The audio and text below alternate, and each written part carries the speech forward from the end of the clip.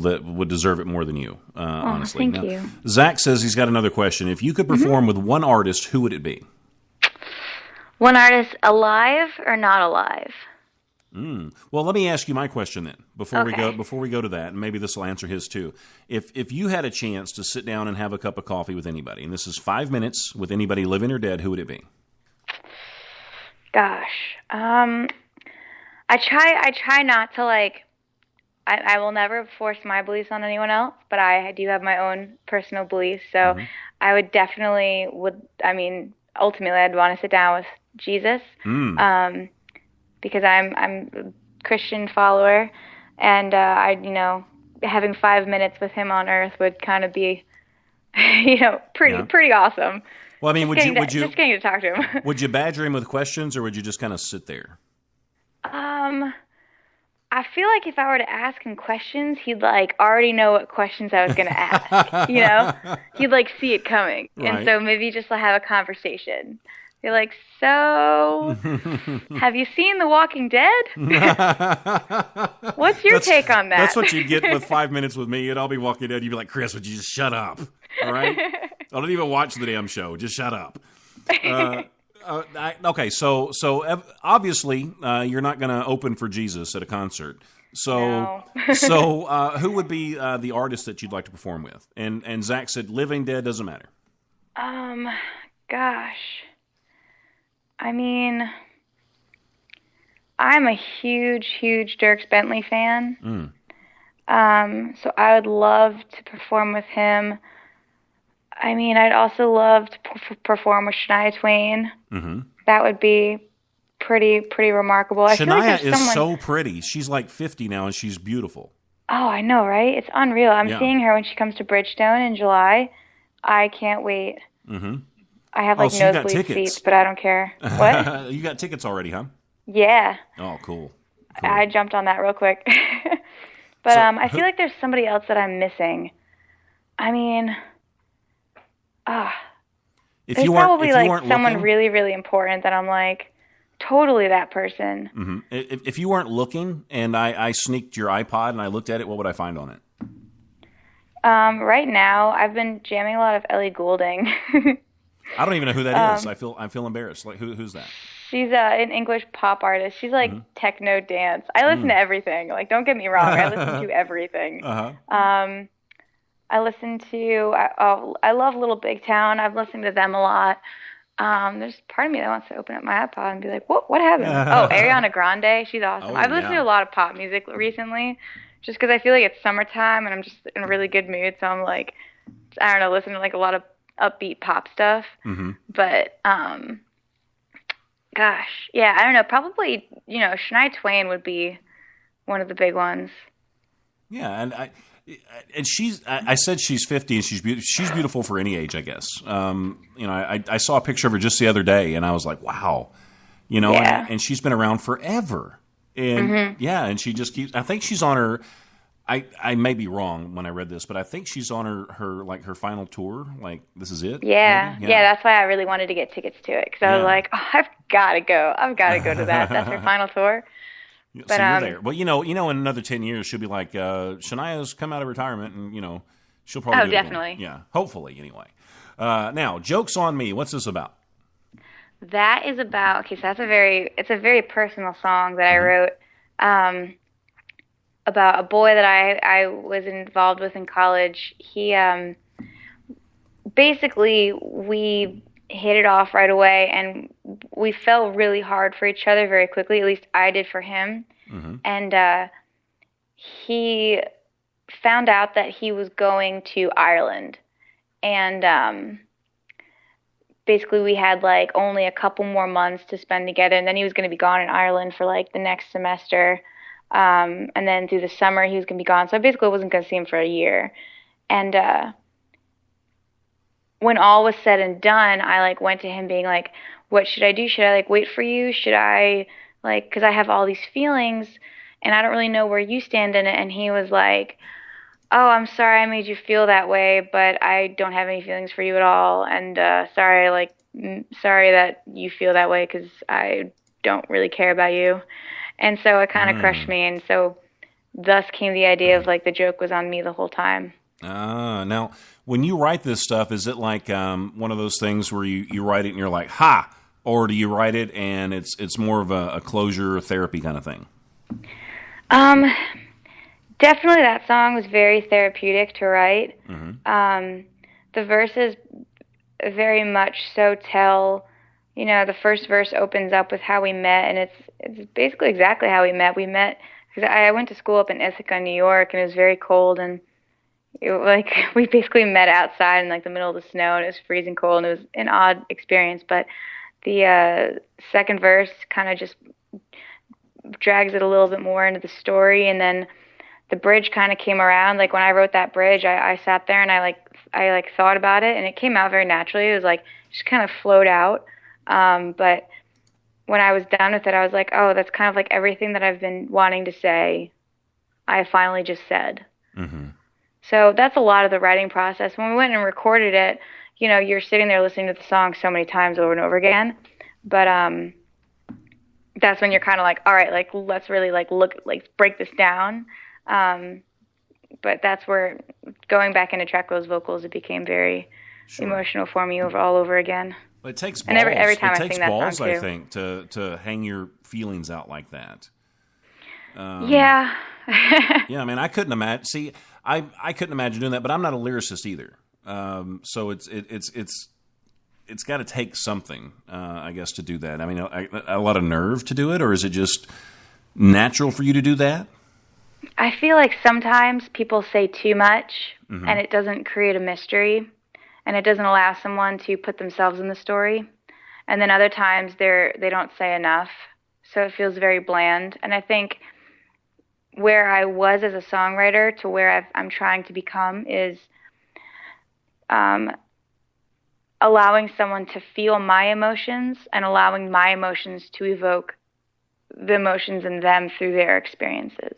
Mm. And finding that happy medium between saying too much and saying too little. Gotcha. Yeah. All I don't right. know. There's one quote that I always kind of hold to whenever I think about songwriting, and it's from these two guys in this band called the Milk Carton Kids. And they have this one quote saying, songwriting isn't telling someone, or I'm sorry, gosh, I just combined two quotes in my head.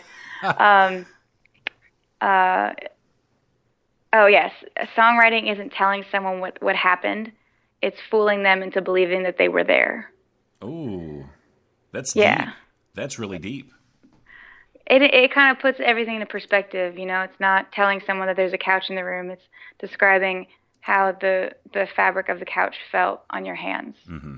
That's country songwriting to me, and that's kind of what I try to do with my music. So. Well, that's pretty beautiful. Thanks. And I think you got a lot of big brothers in the chat.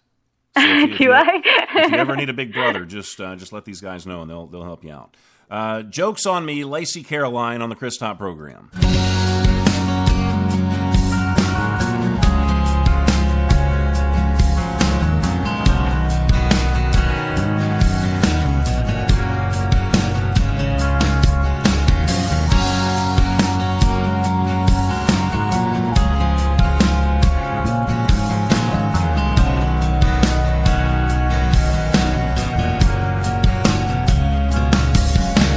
The air was thick, the wind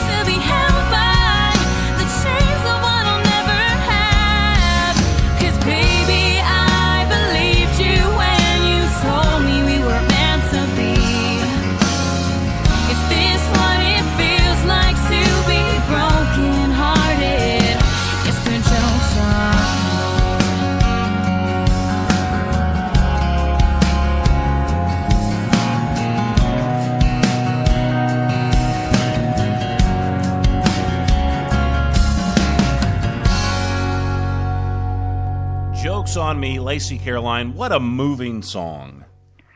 Thank you. Stirred up all kinds of emotions, and it's nice to get sort of the inside scoop of, where things came from, right from the artist like that before the song. I enjoy that stuff. I could do that all night. Me too. All night long. Now, if somebody wants to, I guess, read up on you or figure out what you're doing, where you're going to be performing, is there a certain place they can go for all of that? Is it all on your website as well? It's on my website. It's on my Facebook. Facebook is so much easier to post to right away than within my website, which is kind of a pain because Facebook doesn't reach everybody. But whenever I have like a picture that I post from Instagram, I just post it to my Facebook page right away. So I have my Twitter at Lacey Caroline. I have my Instagram at Lacey Caroline. And my Instagram game is very strong right now. Oh. So, okay. Yeah. Just want to say. Yeah, I haven't really even touched Instagram. I love Twitter. So now, are we Twitter buddies for life? For life. Sweet. Like LYFE, right? See, I'm not cool enough for that stuff. Yeah, I don't know. Now, this could be a weird question for you, and maybe you can't answer. I don't know. Do you have any dorky pictures of yourself? Oh my! I have so many. Sweet. See, I knew. Oh my gosh! I knew there was a connection here. So, will you send me a dorky picture so I can post it on the website? Oh, of course. Nice. Chris, you have to understand. Like, I was like the dorkiest. Like, no way. The picture I'm going to send you is going to solidify that fact. Oh, I'm so excited! Don't make me wait. It's like almost like too embarrassing. Like if I had someone doing like PR for me, they would be like, "You're not allowed to send that picture."